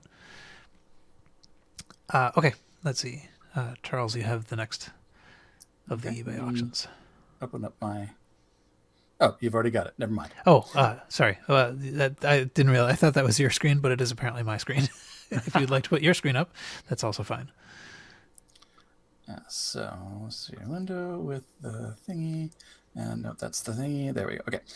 So my first auction, I've got a couple here. The first thing that came up when I logged into eBay to poke around at vintage things, see what was on my watch list, was there's some anniversary of Pac-Man, the video game, this year, and so it was showing me a bunch of Pac-Man related things, so I started cycling through, and this I think I probably would have bought back in the 80s if I had known about it. It is an area rug with the Pac-Man logo and the ghosts all over it, and a somewhat sort of interpretation of the game board. The maze doesn't look quite right, and the ghosts on the game board don't look quite right. But even so, it's an area rug of the Pac-Man game that you could have on your floor, and you can play Pac-Man on the rug. It's funny, around the outside border, it's really just shows images of Pac-Man muscling his way around, beating up on the ghosts. It really makes Pac-Man look like the bad guy in this game, and the ghosts are just put upon little things. And it is true, actually. Yeah, they are all being, and they're all sad and Right. yeah. And it's weird. The quality of the graphics on the outside border are considerably better than the quality of the graphics inside. So it's a bit like the outside of the game box, and then you open it up and actually put it in the computer, and then the graphics are a little disappointing compared to what you saw on the artist interpretation on the game box. And the image you're showing now, right above the rug, is that a shoe or something? Like for scale, how big is this thing? I think it's a pillow, but it's 4 feet by 3 feet. So it's Okay. It's like it's the beach towel size. Huh. And for you, the anniversary is in metric, that's roughly 1 and a little bit meters by slightly less than 1 meter. in hectares. Yeah. But again, and then on the inside, like if you look at the game board, it's got dots, and then some of them are yellow, but they're not in the right places. And the ghosts, A lot of them are yellow. I can see the ghosts are all in different orientations. Well, I can see it because they don't want the rug to look only correct from one viewing standpoint. So I agree with that choice. But the walls are different thicknesses, and then the logo in the middle is diagonal and doesn't fit inside the box. That it's a mess of vintage Pac-Man goodness. So the second thing, Pac-Man related, I'm just going to say I had this. Oh, Did you really? This lunchbox and this thermos. I had the thermos for a lot longer than the lunchbox. I think on mine the handle broke, so I had the thermos in a different lunchbox. I remember having the Pac-Man thermos, and taking it, carrying my lunch to school every day. My initials are not DJ, so this is not my lunchbox, but it's the pressed steel lunchbox with the plastic handle, and then it's got what is it, Dwayne A. Stair Jr. His name is sort of etched into the front of it, and then if you're DJ. listening now, yeah, yeah. If you're listening, your lunchbox is on eBay. Yep. And you can get it back for only $50. we're taking your lunch money. It's just a great, like, this is exactly what I carried to school when I was in elementary school, to carry my lunch on. It's like, and it even has like a this is where your thermos goes. Yeah, that's illustration. smart. I remember this. Yeah. Fellow podcaster Rob O'Hara has a neat collection of vintage lunchboxes. Lunchboxing. Yeah, I feel like Lunches I feel like I should go through and get some of the ones that I remember having. Like I think I know I had Pac-Man, and I think I didn't have Dukes of Hazzard, but I know that I had friends that did, because that was just like the thing that we all watched, and it was in our imaginations. And then finally this one. So yeah, the One thing I was going lunchbox. to say about the lunchbox, though, is that it continues that same, or at least not on the thermos so much, but on the box itself, it has that same theme as the rug art did, which is basically like Pac-Man pressing the poor ghosts. They've even got his eyes like really close together, and so he looks like just little menacing Pac-Man. Poor ghosts. Yeah, he looks kind of evil on the front. This is ghost propaganda, is what this is. But I prefer the art on the sides, where it's much simpler and it's nicer artwork. This is sort of where the brand would eventually sort of go toward, as opposed to the, Pac-Man doesn't have legs and arms, and his leg doesn't come out of his chin so much. It's a weird art style. But anyhow, finally, last thing, Pac-Man related. This is this is a homemade button, vintage from the 80s. Also by Dwayne. I didn't check. Pack teacher, and it's just it looks like it's Xeroxed, hand drawn pencil artwork on brown paper of a teacher in the shape of Pac-Man. It looks like she is yelling at a line of Or she's about to dot-shaped gobble them all up. students. I Either guess. yelling or about to consume a line of dot-shaped students with frowny faces on. So this is the quarter for scale. Oh, okay. It's bigger than This I thought. sort of pin badge that you would get that you could make for the for the It's machine. crazy the stuff that will make pressing machine. survives. Like Yeah. 1,000 years from now, they're digging through the art of our society, and this will be one of the things. We've got the statue by Michelangelo. We've got the Pack Teacher handmade button. It's just a whole mishmash. What was their culture like? Yes. I can So, actually sort of remember like $15. the construction of these kinds of things, though. I mean, like there were services that you made the little thing and then you submitted it and then they got back this nice little button. Or I had a friend who whatever. made buttons Yeah. on those presses. To make Yeah, I was gonna say you have it's like a machine will press and you buy like a bunch of little square pieces of plastic that go over top of it and it crimps it around. Yeah. Yeah. But I just saw this and I thought this is the best sort of off-brand. Is the teacher yelling? Is she going to eat the kids? Is it celebrating Pack Teacher? Is it saying be aware the teacher is going to eat you? I have questions. That's all I got to say. Yeah. I was trying to figure out what I don't understand what it was. eBay is kind of behind the times, I think, in terms of like when the Pac-Man anniversary is, because it seems to me that like when I looked this up, the anniversary was in 2020 of the 40th anniversary of Pac-Man. So This is Maybe the it's just- anniversary of the first the anniversary. second anniversary of the 40th anniversary of Pac-Man. Still counts. And I think on the 30th anniversary may have been when there was the Google Doodle that you could play as Pac-Man. Perhaps you remember That this. wasted so many hours of productivity across the globe.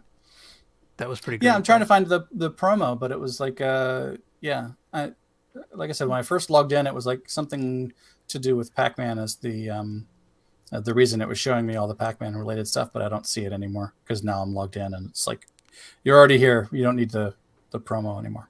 Yep. We've already sucked you in. Yeah. It's all good. Okay. What about you, let's see. Paul? What have you got I guess I have some things. to share with the Pat class? Okay. That's right. Here's the Pac Teacher. Okay. So I don't know if I'll talk about all these. Maybe I will. Maybe I won't. So this is a Motorola MEK 6800 D2 microcomputer evaluation kit, and it's pretty cool. It basically, it's kind of like development kit / trainer type thing for the 6800 chip. So it is, it's what you would expect. It's actually, it looks pretty complete. It looks pretty nice. It is starting bid of $350, and this is at least the first relist, if not more than that. I mean, like, so it's not flying off the shelves. It does actually seem to me like it might be priced right too.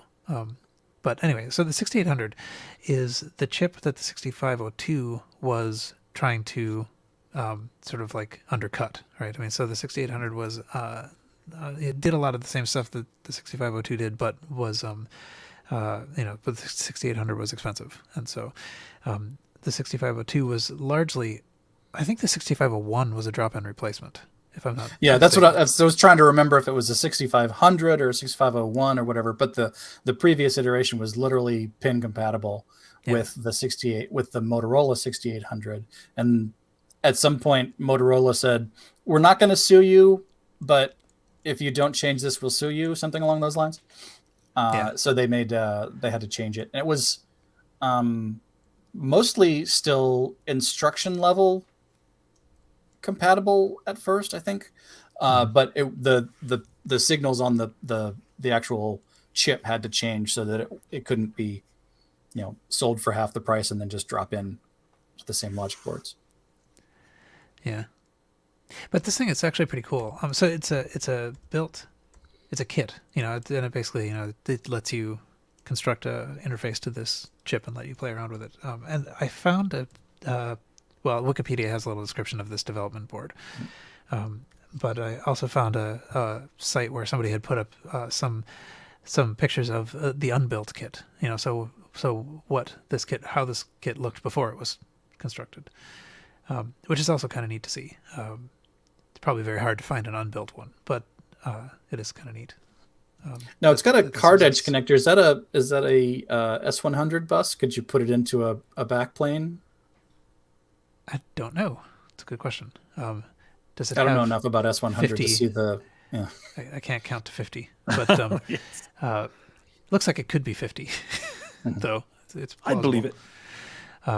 So yeah, I mean, it does seem like there must be some rationale for putting those card edges there. I mean, some of them are for connecting to things like the keypad. Right, but those are the smaller ones. But the big one, yeah, it looks like it was designed to go into something that would slot power at least. Yeah. Could be. It has little keys on a keypad that if you read them say Pilm Merg. So I'm hoping that is what people called this machine. That was the name of the design. Yeah. Well, that's what Shrewdloo comes from, right? It's the keys down the right edge of a linotype. Yep. According to Sorcerer Stan in the chat, it is not S100 compatible. He's either counted the pins or knows something that we don't. Or both. Quite likely both. Or at least quite likely the latter.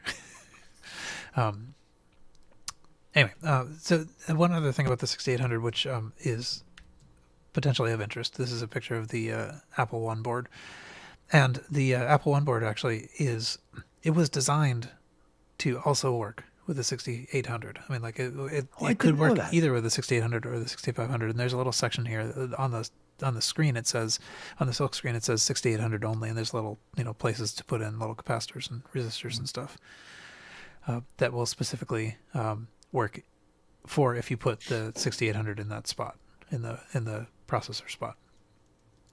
And I've just waved the cursor around a spot that is not the processor spot, but here's the processor that I'm now correctly waving across. And, actually, Mike Willigal has he builds the Mimeo One replicas of the Apple One, and he has actually put 6800 in one and kind of like shown how it can be done and that it does work, and or at least he wrote about it. It looks like actually this is possibly somebody else who has done it, but there's a YouTube video spelled in the hip way that the youth do, YouTube, that sort of shows it happening. First, we will see an ad, but at any rate, do they know we're already using StreamYard, and thus giving us an ad for StreamYard? A little strange, but anyway, so. There's always get more StreamYard. A video that shows that area populated for the 6800 and I guess the 6800 in there. Anyway, so that's just a little unrelated things about the 6800. But cool. The development kit itself might be kind of cool to play around with. Just out of curiosity, on the Apple One board that you were showing, that you hovered your cursor over initially, what is that area with the little jumper cable? Is it a 75? Stop moving it around. It's 74154. 154. Okay, so what is that? I do not know. Okay. I assume that those are some sort of options or something that you can configure. But like how much RAM, or if you've got an expansion board attached or something like that. That's possible, yeah. Yeah, because the other thing that I remember seeing several years ago at Kansas Fest when that guy brought in his Apple One in a cardboard box. His actual Apple One, yeah, I know. Yeah, was that the Apple One board had like a little hobbyist area, like a little breadboarding area built into it. I was like, that's so Woz. Yeah, it's up there at the top. Yeah. And I suppose, there's actually space. Why not? I'll just put a little breadboarding area on. well, these things weren't worth hundreds of thousands of dollars, back initially. So you do stuff like solder some fun things on it. Well, and that's the like, first not, Apple II yeah. actually also had a little board section like that too, although that got revised away. Yeah. But it's the sort of thing where like we could either just have a big blank space on the board or spread things out a little bit more because we don't need anything in all this space. But why not? We'll use it for something that we could actually you could use for upgrades or for making your own. I also like the confidence that went into labeling this board Apple Computer 1. Yes. It's sort of like, we know there will be more. Oh yeah, here's another little socket in C1, I guess, that says 7404, 6800 only. So if you have a 6800 in there, then you want to put you want to put a chip in that slot, in that socket. Okay. Anyway, so that was the trainer. What's the next thing I have? I don't know. Oh yeah, this was just another thing that struck me as it's a tractor feed option kit, which made me think tractor feed. Have you guys come across, maybe you probably have, Hardware Wars, which is the very early Star Wars spoof made like in the same year that Star Wars was released. Yes. So when I saw tractor feed, I immediately just thought of the tractor beam joke. I saw this actually several times because libraries had it on 16 millimeter that you could check out. So like my father would check it out and we would watch it. It's a little bit like a video store, except way predated that. So anyway, that's Hardware Wars. Computer Shopper, I thought was interesting. So this is you can find a number of these issues. But this one I picked, July 1988, has some stuff about the Atari Mega 4 and the Tandy 5000 and things. But do you guys know Computer Shopper? You must, right? Yeah, of course. Yeah. Yeah. So the thing about these is that they're actually surprisingly hard to find and read. Or maybe surprisingly. Really, they were everywhere. I guess They because were nobody everywhere. just hung on to them because you'd think it was disposable. Yeah, well, I mean, and you could buy a physical one on eBay, but I mean, like if you wanted to read a scanned one, nobody scanned them, and the reason is they are 300 pages of nothing. I'm but gonna ads. say that because they're big Yeah. and they're crazily thick. They're just enormous. Yeah, it's almost like the auto shopper, like the Kelly Blue Book kind of thing that has a hole drilled in the corner and a big like clamp on the side that you see in the back of a body shop or something. Because they're enormous, and it's like, okay, I know I need the parts for a 64 or whatever, and flip. Which is funny same because kind of they thing, were just like they so were full everywhere. of computer parts. Yeah, And so it's the kind of thing that is important and should be archived. But who wants to say, okay, I'm going to archive the July 1982 version of this disposable Computer Shopper magazine and this thin newsprint stuff? It would take forever to scan. Yeah. And now you've got like that one issue that was obviated so fast. Yeah. I mean, so most of the magazines that we read, like ads are fun and all, but I mean, like you get a little annoyed when your new soft talk is 90% ads. But this one just is unashamedly, it is all ads and occasionally like a couple articles. But I mean, it was what That it was was. the point. It was Yeah. computers. That was the point. And it wasn't. By the time Computer Shopper was big, I wasn't like a DOS. I wasn't using the computers that were in Computer Shopper. So like I never looked at it. It was the thing for people that used other things. You'd go buy stuff in it. It wasn't for me. Yeah. But anyway, I just thought it was kind of strange in a way that it was, it's something that most of us all know, and we're everywhere, and yet they really aren't well reflected. So you can find them on Internet Archive, but you will notice that they are all like from the 2000s, and a lot of them were, like born digital. But Yeah, because all these look way more modern than what I think of as Computer Shopper. You can find, like, here's June 1986, but it's 15 pages of June 1986 that happen to have Atari articles. It would have been 400 pages. Yeah. Yeah. So they just scanned it for the articles. Yeah, exactly.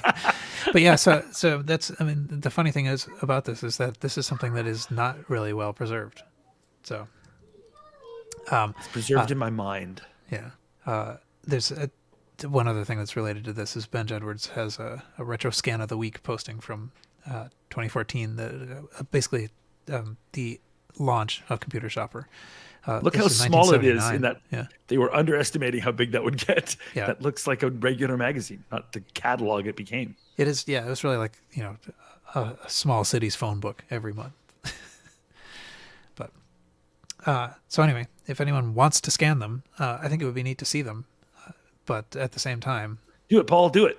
yeah, I do not want to scan them. It does sort of seem like, because they are this disposable, I might not feel too bad about cutting the spine. But you'd have to cut it and it's so Very many carefully, pages, and they're yeah. glued together in the newsprint, basically, the ones I remember. So Yeah. rip so easy. It'd be tough to disassemble and not rip things. Yeah. Yeah, I was gonna say it's the kind of thing you just put in the guillotine and then through the document scanner.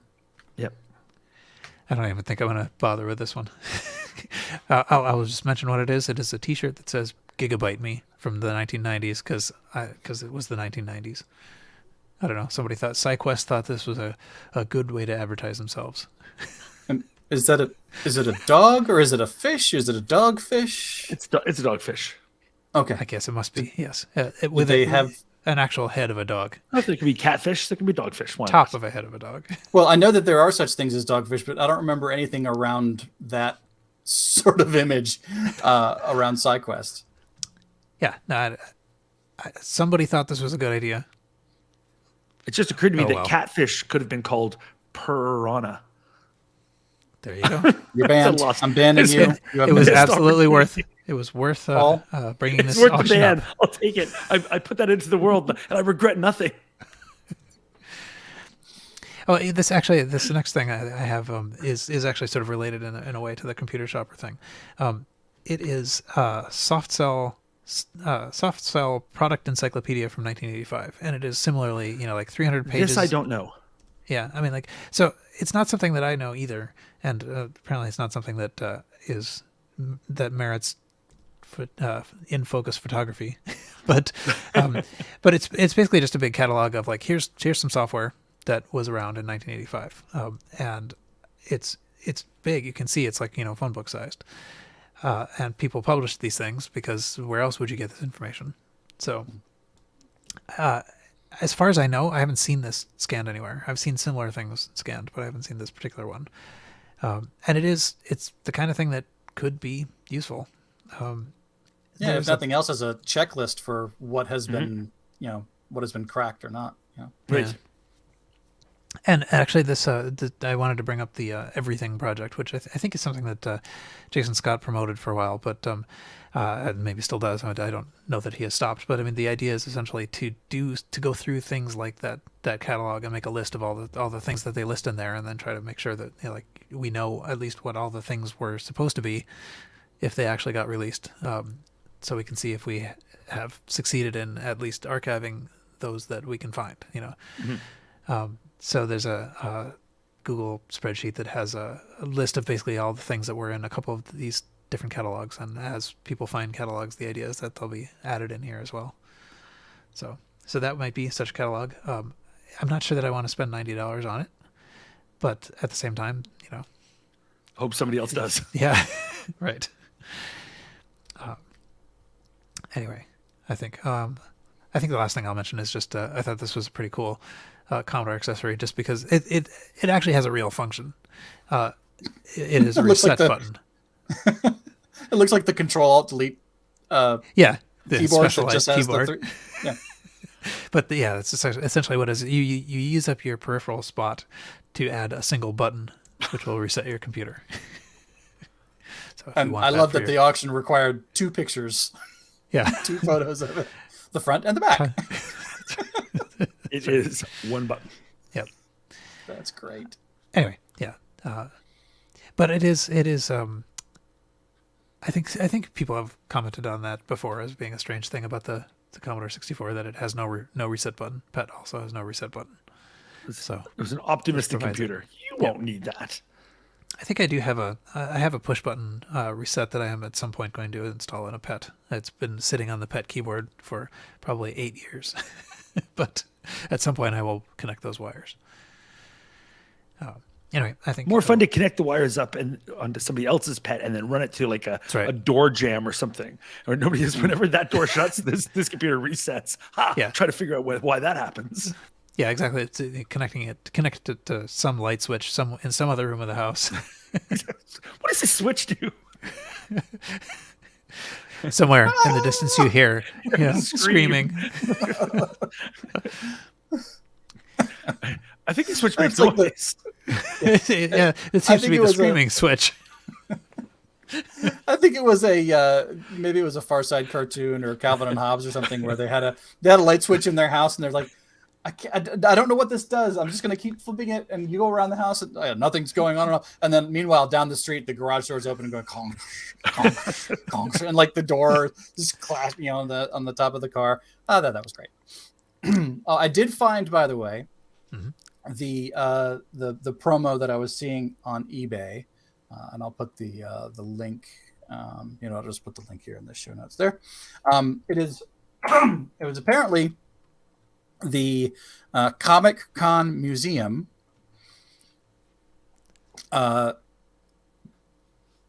Game Character Hall of Fame.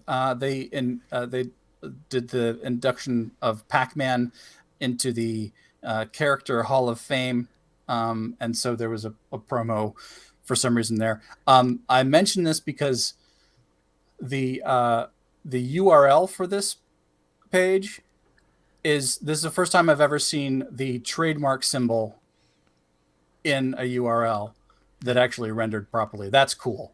And I'm sure it's just coming from their content management system and taking the title of the article. But yes, Thursday, December 17th, 2020. Yeah. Also not today. Yeah. Right. unless there's another CC. It's like San Diego Comic Con Museum, so SDCC Museum. Unless there's another video game museum that's SDCC. Also seems like if they're only just getting to Pac-Man, they've got a long ways to go. Right. It's a long. Who are the other? Yeah. I wonder who the previous ones were, like the asteroids ship. I guess. It's the Pixel from Pong. Yeah, that's right. Pongsul. They can't all be good. Yes, they can. Nobody gets me. Okay, you're unbanned. It's fine. All right. I guess that's it. We can leave it there. So I guess we made it to the closing discussion part. And Carrington, you have the alphabetically I think I've first. got nothing. I've been working. We were talking before the show started. I've been working on a text adventure, and that's finally technically complete. So it'll go out to beta testing soon. So that's exciting. So finally, this stupid thing I've been working on in dribs and drabs all over the place is going to go out to people to play. So I'm excited about that. I think that's really the only retro thing I've been doing the last couple of weeks. So. Yeah, we saw a little bit of or I saw a little of the preview of the art, and the it looks feelies, great. right? It's going to be great. So it's going to be great. So and once it's beta tested, it's going to play great. Yeah, totally. Sure. Where was that preview on your Twitter feed? No, it was before we recorded. So holding maybe after we up for the leave camera. YouTube. Yeah, nice. I can hold up and show you some stuff. Some of the feelies. Hooray for feelies. So Charles, how about any closing thoughts from you? Thoughts, yes. Closing ones, no. As far as projects go, I have declared 2022 to be my year of no new projects. So I am focusing all of my hobby energy on either finishing up or handing off or closing down projects that have been ongoing for however long. So finishing up things that I started for Hackfest that never turned into an actual game, publishing the source on GitHub, things like that. I'm really finally, honestly, trying to get around to get all of the information from Retroconnector, all the the adapters and doodads and things that I made for a while that I haven't made in several years now because job and time and sanity, handing those off to Reactive Micro, getting them, bill of materials and all the, the source materials. They have a few of my things in their store already, but I'm finally like, okay, I need to get this stuff to you so that it has a life after me. So I've basically just been doing that. That's my going through my list of projects and deciding what I want to actually try and hand off or work on that is not new but is long suffering.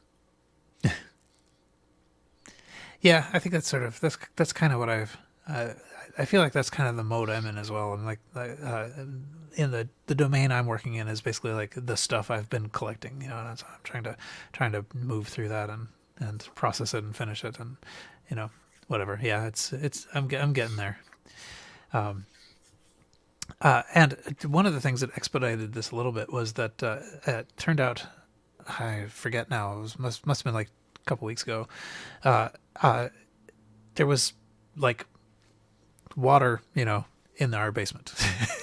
And, it was like 6 inches or something like that. And I think it was some sort of like city water pipe or something nearby. It wasn't, it wasn't, even though there had been a lot of snow and rain, it wasn't actually related to that directly. But at any rate, so mostly everything was up on little pedestals, but there were a few things that were like, I think what had happened, cardboard boxes do this, everybody should know this, but after a while they don't hold all of their sturdiness and the top ones will topple off. And so there was and actually also most of my stuff is in plastic bins, but the stuff that was way up, I thought, well, that's fine. It can be in cardboard, but of course the cardboard toppled off onto the floor, so it was then lower than the pedestals. And so there were a few things that were kind of unsalvageable, and I think it's very frustrating. Yeah. Especially they were just soaked through. Yeah, when the cardboard is perfectly dry, it's nice and sturdy. But if it's in a high humidity atmosphere, it just kind of softens, and then whatever's on top of it crushes a little bit and then falls over. Yeah. And it normally is not high humidity. Like generally speaking. Yeah, normally there's not 6 inches of water in your basement. But... Right. So that was it was annoying.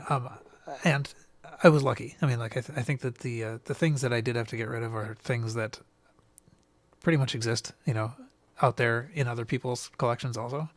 And I sort of salvaged what I could, but it's still annoying. It's still very annoying. It and sucks. so it also makes me feel that this is even more urgent. Like I do not want to be responsible for this getting soaked.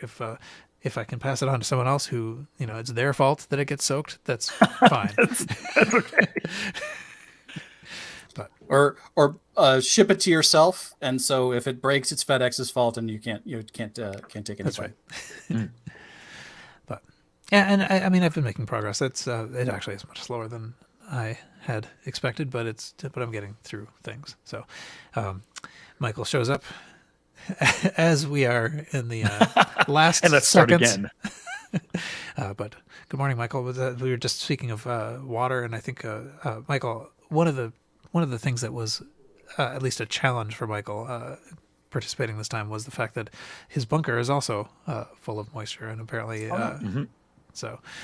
I don't know what the status is of that, but maybe we will hear next time. I think it sounded like from the email we got that stuff was relatively safe, but still with fans and dehumidifiers and stuff running. So anyway, I think that's basically it.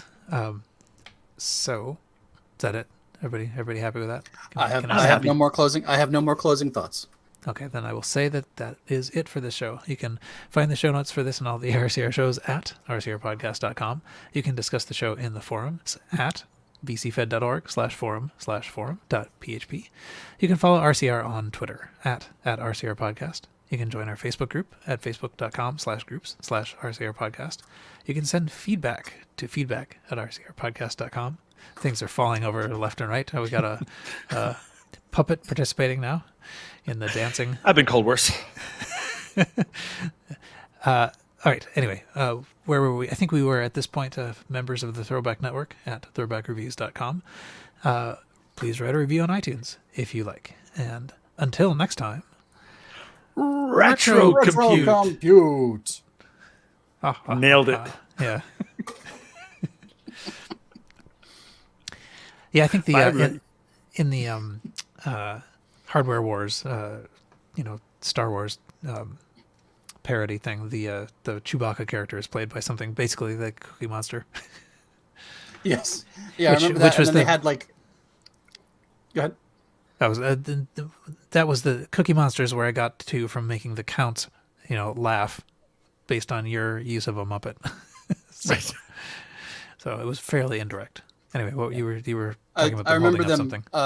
Shooting instead of blasters, they had electric drills. Yes, and they're and then they flew around on an iron. Yeah, and the lines, of course, were just drawn on the film. Like someone scratched the negative on the film to make the lines for the blaster beams and stuff. God, it's been years since I saw that show. Me too. Yeah. It is. I'm sure it's terrible. I mean, I'm sure it was even terrible in 1977, but at the same time, it knew what it was doing. Mm-hmm. But it was you sort of sparked something in my memory when you said you were able to rent it from either borrow it from a library or rent it from a video store.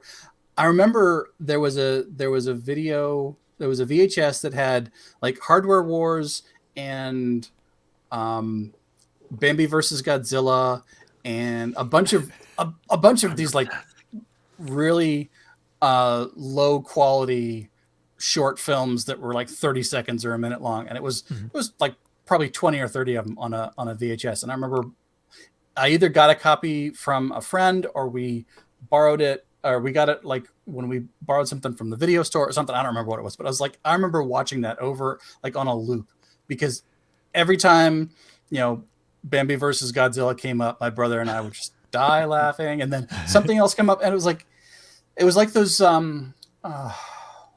Kentucky Fried Movie. It was almost like Kentucky Fried Movie, where it was there's quick fire, really stupid stuff that was just over before you were done laughing at it. Those were the days. It is. I marvel repeatedly at the degree to which that is different to kids growing up today. I mean, there's nothing like that experience could exist now. I mean, you will always just have all of YouTube available on your, phone. Right. The fire hose of content. Right. Yeah. So, and it's quite possible that there are better things than Hardware Wars, Bambi versus Godzilla now. It's conceivable that we have actually advanced in some areas. Possible. Mm-hmm. All right. Anyway, cool. Well, thank you, YouTube, for showing up on short notice, and actually, thank you, Charles, for showing up on short notice. No problem. Good, just great to have you here.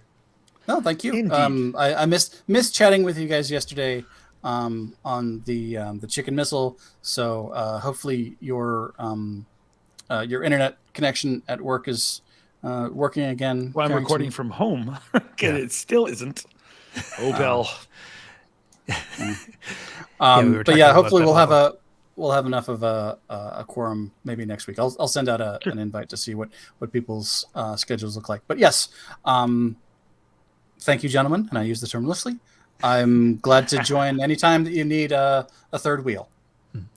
And I guess at some point, many episodes of Chicken Missile will reach the Chicken Missile feed. for those who are not actually participating in the recording of them, many have been recorded that you have not heard. Yes, I've basically queued them up for editing, and then instead of every other week, instead of getting together to record every other week, once we get past Z, we'll take a break, and then every other week I will edit and release, all the letters after P. Right. Cool. So when you say you've queued them up, that is in fact where it's going to start. Yes. Cool. Excellent. All right. Cool. Good. Well, goodbye, YouTube. I'm going to stop recording. Okay. And I'm going to end the broadcast.